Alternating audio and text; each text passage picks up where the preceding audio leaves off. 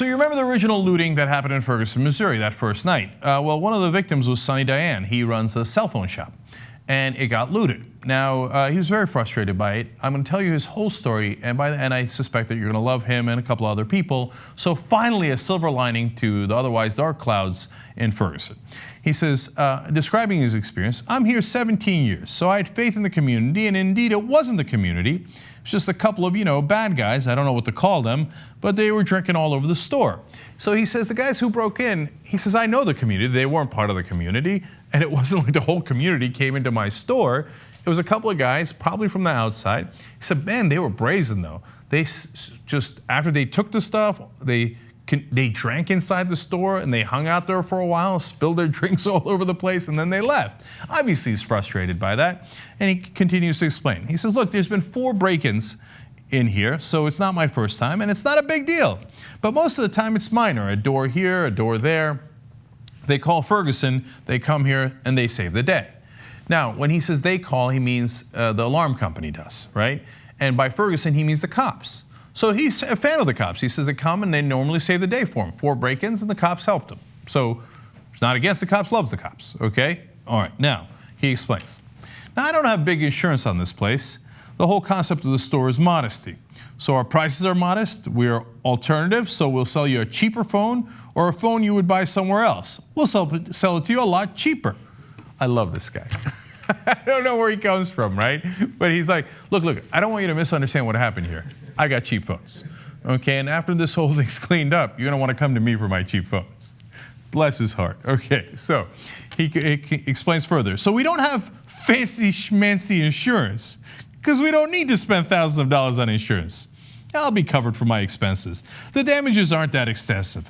Thousands, maybe 5,000, 6,000, manageable. We'll live. It's not the end of the world. Okay, who's dishonest? Like, normally you get insurance, you're like, oh no, the damage. Whew. Probably around $50,000, $60,000. This guy's like, no, it wasn't that big a deal. I did the math on it, about $5,000, $6,000. They'll give me that. I mean, my insurance isn't schmancy, but I'll take it. So it's not a big deal. I love this guy. I love him. Okay, but we haven't gotten to the best part. So now he talks about what happened when he finally got back into the store around 5 o'clock in the morning. Okay, he's worried to death. Cops say you can't go back into the area. He's up there all night trying to get back into the store to make sure everything's all right. He's like, damn, I should have boarded up the store. I should have listened to people's warnings. I didn't. I wanted to get back in there and board up the store. And the cops couldn't let him back in the area. Finally, in the morning, they say, all right, you can go back in. And here's a scene that he finds. And he explains, look, I just explained the bad part. In fact, he says, so that's on the sad part, all the other things that he'd explained. Now, the good part is the people who were out here were waiting outside. They wanted to help me. So as soon as I got here, they said, can I help you? Can I do this? Can I do that? I wanted to take my time and clean as part of my therapy, as part of dealing with the situation. But some of them would not leave unless they did something to help, unless they got a hug or something. He says, so that was very overwhelming. I didn't think I'd come in there to be so overwhelmed by the community, so that's very sweet. Now, how often have you heard that part of the story? That when the guys who got looted came back in at 5 in the morning, the community of Ferguson is waiting for them, saying, how can we help? We want to help you clean up, or at least get a hug. Now, those guys aren't doing a PR campaign. What PR for what purpose?